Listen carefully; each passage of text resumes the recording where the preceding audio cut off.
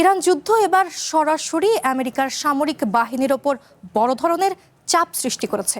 US European কমান্ডের প্রধান অ্যালেক্সাস গ্রিনকেভিচ পেন্টাগনকে সতর্ক করেছেন, মধ্যপ্রাচ্য ও ভূমধ্যসাগরীয় অঞ্চলে অবিলম্বে আরও একটি ডেস্ট্রয়ার মোতায়েন করা খুবই জরুরি। তা না হলে আমেরিকা ও ইসরায়েলকে একসাথে সুরক্ষা দেওয়া সম্ভব হবে না, এমন খবর দিয়েছে ওয়াশিংটন পোস্ট।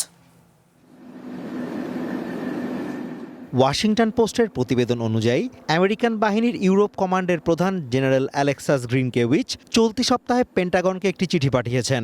তিনি স্পষ্ট জানিয়ে দিয়েছেন, মধ্যপ্রাচ্য ও ভূমধ্যসাগরীয় অঞ্চলে আরেকটি নেভাল ডেস্ট্রয়ার না পাঠালে তাকে ইসরায়েলের সুরক্ষা এবং আমেরিকার নিজ ভূমি নিরাপত্তার মধ্যে যে কোনো একটিকে বেছে নিতে হবে।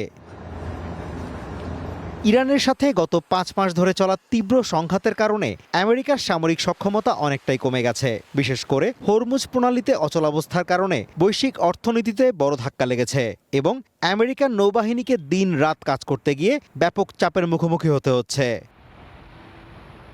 ওয়াশিংটন পোস্ট আরও জানিয়েছে, যুদ্ধ যত দীর্ঘায়িত হচ্ছে, সাধারণ আমেরিকান এবং কংগ্রেশনাল নেতাদের মধ্যে ক্ষোভ তত বাড়ছে।